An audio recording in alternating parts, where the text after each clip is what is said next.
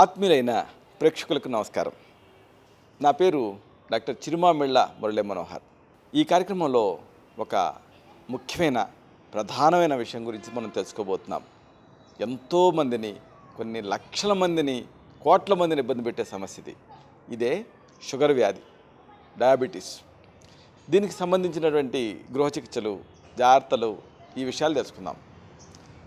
దీన్ని ఆయుర్వేదంలో మధుమేహం అంటారు. మొట్టమొదట అంటే ప్రపంచ ఈ వైద్యశాస్త్ర మొత్తాన్ని మనం చూసినప్పుడు మొట్టమొదటి సమగ్రమైనటువంటి వివరాలు అందించింది ఆయుర్వేదమే. ఆయుర్వేదంలో ఈ వ్యాధికి సంబంధించినటువంటి సశాస్త్రీయమైనటువంటి డిస్క్రిప్షన్ మనకి దొరుకుతుంది. మధుమేహం. దీంట్లో మేహం అంటే ఏమిటంటే మూత్రం. అంటే మూత్రం ద్వారా మధు అంటే తీపి పదార్థం పోతుంది అన్న ఉద్దేశంతో ఈ వ్యాధికి ఈ పేరు పెట్టారు. దీని నుంచే డయాబెటీస్ మెల్లిటస్ అనే పదం కూడా వచ్చింది. డయాబెటీస్ మెల్లిటస్ అంటే మెల్లి అంటే ఏంటంటే హనీ అని.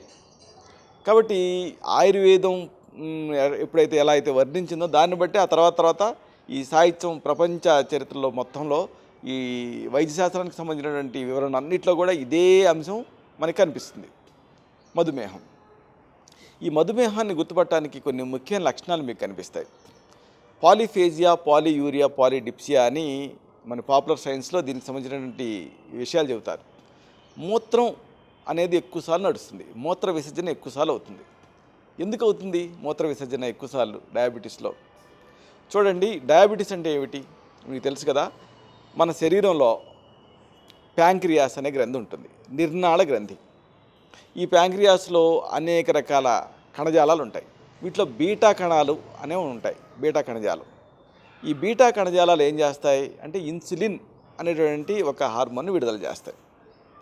ఈ ఇన్సులిన్ అనే హార్మోన్ ఏం చేస్తుంది అంటే ఒక గేట్ కీపర్లా పనిచేస్తుంది. మనం ఆహారం తింటాం కదా, ఆహారం తిన్న తర్వాత ఆ ఆహారం అనేది మన శరీరం లోపలికి పేగులు వాటిని డైజెస్ట్ చేసిన తర్వాత దాంట్లో ఉండేటువంటి ఆహార సారం అంతా కూడా లివర్లోకి వెళ్తుంది. అక్కడ గ్లూకోజ్ కింద కన్వర్ట్ అవుతుంది. కన్వర్ట్ అయ్యి అదొక ఇంధనం. ఈ గ్లూకోజ్ని మన శారీరక కణజాలాలు గ్రహించాలి. గ్రహించినప్పుడు అవి పని చేయాలి. ఇలాగా లివరు తయారు చేసినటువంటి ఈ గ్లూకోజు ఇక్కడ ఈ రక్తనాళాల లోపల సంచరిస్తూ వెళ్తూ ఉంటుంది. ఆ గ్లూకోజ్ని గేట్ కీపర్ లాగా ఈ ఇన్సులిన్ ఉంటుందే కణాల బయట, అది గుర్తుపట్టి టక్కును పట్టుకొని కణాల లోపలికి పంపిస్తుంది. ఇలాగా ఒక గేట్ కీపర్ ఎట్లయితే మన మిత్రులని, మన బంధువులని గుర్తుపట్టి మన ఇంట్లోకి వదులుతాడో, అలాగే ఇన్సులిన్ ఏం చేస్తుందంటే ఈ సర్క్యులేటింగ్ గ్లూకోజ్ని గుర్తుపట్టి కణజాలాల్లోకి పంపుతుంది. అయితే షుగర్లో ఏం జరుగుతుంది అంటే ఆ ఇన్సులిన్ మనకు ఉపయోగపడదు. అంటే ఆ గేట్ కీపరు మనకు ఉపయోగపడినట్టుగా. అప్పుడు ఏం జరుగుతుంది, ఇక ఆ గ్లూకోజ్ మన కణజాలాల్లోకి రాలేదు. అట్లని మళ్ళీ ఆ రక్తంలో ఉండిపోకూడదు. అంటే ఇంకా పెరిగిపోతుంది కదా, అందుకని అది కిడ్నీలకు చేరి కిడ్నీల నుంచి బయటికి విసర్జితం అవ్వాలి. విసర్జితం అవ్వాలంటే కిడ్నీలు ఎక్కువ శక్తితో పనిచేయాలి, ఎక్కువసార్లు పనిచేస్తాయి కాబట్టి మూత్రం ఎక్కువ వస్తుంది. కాబట్టి డయాబెటీస్లో బహుమూత్రత్వం అనేది ఎందుకు వస్తుంది అంటే ఈ బ్లడ్లో గ్లూకోజ్ లెవెల్స్ పెరిగిపోకుండా ఎప్పటికప్పుడు బయటికి పంపించడం కోసం మూత్ర విసర్జన అనేది ఎక్కువసార్లు జరుగుతుంది. కాబట్టి ఎక్కువసార్లు మూత్రం అనేది చేయాల్సి వస్తుంది, మూత్ర విసర్జన చేయాల్సి వస్తుంది. ఇక మూత్రం ఎక్కువగా తయారవటం కూడా ఒక లక్షణమే. అలాగే మరొక ముఖ్యమైన లక్షణం ఉంది.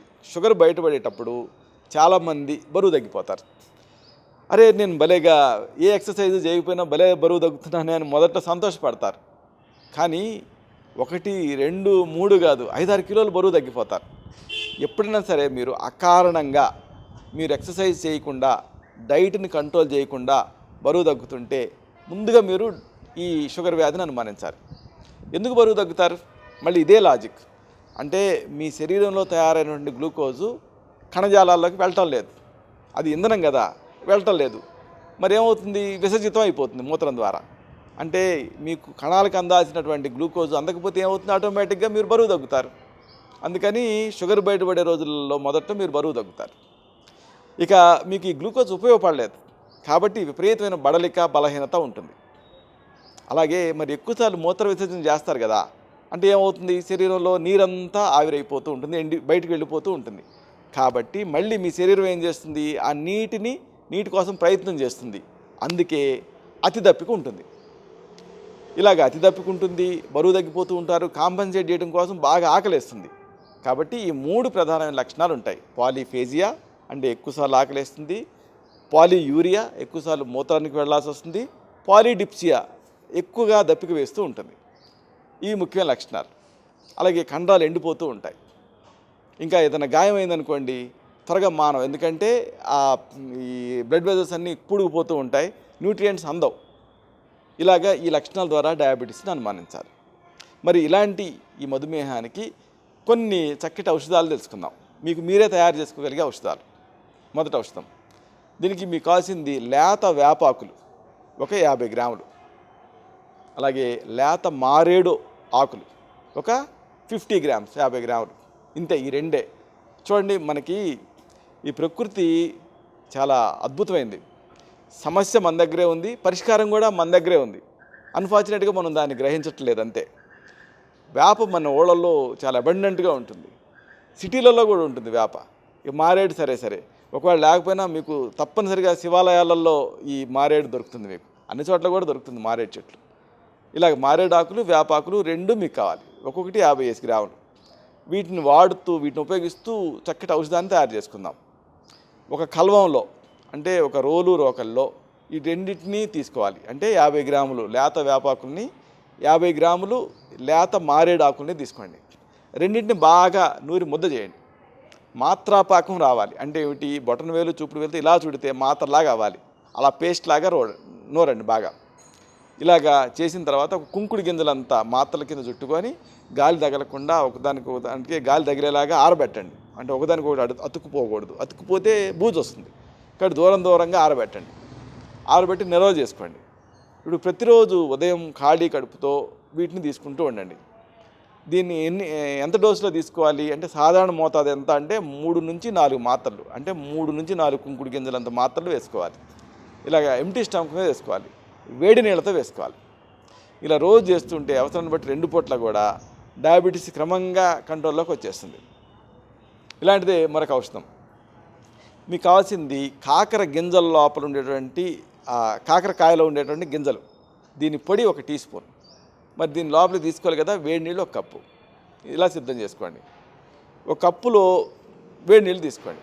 తీసుకొని దీనికి 1 టీ స్పూన్ కాకర గింజల పొడి కలపండి. కాకర గింజల పొడి, కాకర గింజల్ని మనం ఎండబెట్టుకొని నీడలో, ఆ తర్వాత పొడి చేసుకొని సిద్ధం చేసుకోండి. ఒక డబ్బాలో పెట్టుకోండి.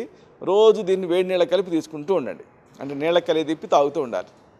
ఇలా ప్రతిరోజు ఆహారానికి ముందు ఈ కాకర గింజల పొడిని నీళ్ళ కలిపి తీసుకుంటూ ఉండండి. దీంతో క్రమంగా షుగర్ నియంత్రణలోకి వస్తుంది. దీన్ని మీరు ఒకవేళ ప్రధానమైనటువంటి ఏదన్నా ఔషధం వాడుతూ ఉంటే దాంతో కలిపి కూడా వాడుకోవచ్చు, కాంప్లిమెంట్ చేస్తుంది ఇది. ఇలాంటిదే డయాబెటీస్లో వాడదగినటువంటి మరొక చక్కని ఔషధం తెలుసుకుందాం.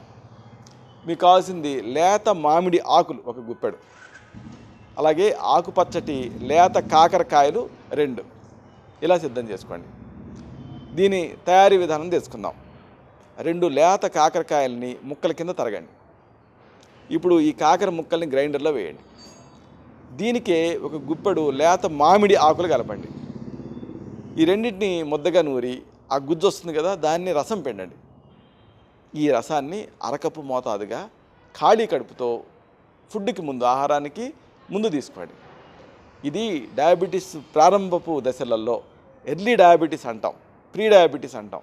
ఇలాంటి ప్రీ డయాబెటీస్లో అద్భుతంగా పనిచేస్తుంది. డయాబెటీస్ రాకుండా నియంత్రిస్తుంది. దీంతోపాటు ఇతర నియమాలు మామూలే.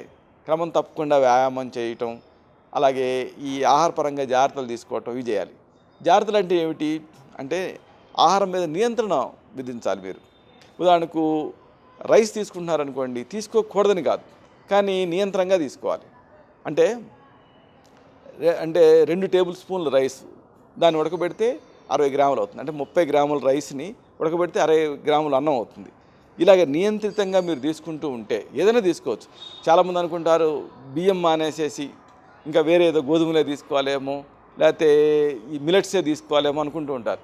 నిజానికి ఏదైనా తీసుకోవచ్చు, కానీ కంట్రోల్డ్గా తీసుకోవాలి.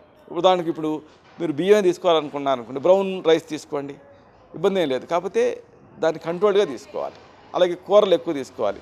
ఇంకా చెప్పాల్సి వస్తే మనం అన్నంలో కూర కలుపుకుంటాం కదా, మీరు రివర్స్ చేయాలి. అంటే కూరలో అన్నం కలుపుకోవాలి.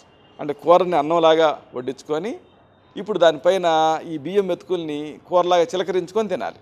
అలా తినగలిగితే బియ్యం తిన్నా ఏం కాదు. ఇలా కంట్రోల్డ్గా తింటూ అర్ధశక్తిగా వ్యాయామం చేస్తూ ఒత్తిళ్ళు లేకుండా, స్ట్రెస్ డయాబెటీస్ ఈ మధ్య బాగా పెరిగిపోతుంది, ఈ ఒత్తిడి లేకుండా చూసుకోండి. ప్రతిరోజు కూడా ఉదయం సాయంత్రం మెంతుల్ని పొడి చేసుకొని దాన్ని మజ్జిగకి కలిపి, ఒక చెంచాడు మెంతుల పొడిని మజ్జిగకి కలిపి తీసుకుంటూ ఉండండి. ఇలాగా మీరు రెగ్యులర్గా చేస్తుంటే మంచి ఫలితం ఉంటుంది. ఈ డయాబెటీస్ నుంచి మీరు బయటపడతారు. అయితే కొంతమందికి మొండిగా ఇది ఇబ్బంది పెడుతూ ఉంటుంది, రిఫ్రాక్టివ్. అలాంటి సందర్భాలలో మీ నాడిని చూసి మీ తత్వాన్ని పరీక్ష చేసి మీకు మాత్రమే ప్రత్యేకమైన ఆయుర్వేద ఔషధాలు ఉంటాయి. వీటిని తగిన అనుపాన సహపానాలతో ప్రిస్క్రైబ్ చేయాల్సి ఉంటుంది, వసంత కుసుమాక రసం ఇలాంటివి. అప్పుడు ఈ సమస్య నుంచి, ఈ సమస్య వల్ల వచ్చేటువంటి ఇక్కట్ల నుంచి మీరు పూర్తిగా బయటపడగలుగుతారు. ఇలాంటి మరొక ఆసక్తికరమైన విషయాన్ని తిరిగి ఇదే కార్యక్రమాల పరంపరలో మనం కలుసుకున్నప్పుడు సవివరంగా, సహేతుకంగా, సమగ్రంగా తీసుకుందాం. అంతవరకు సెలవు. శుభం.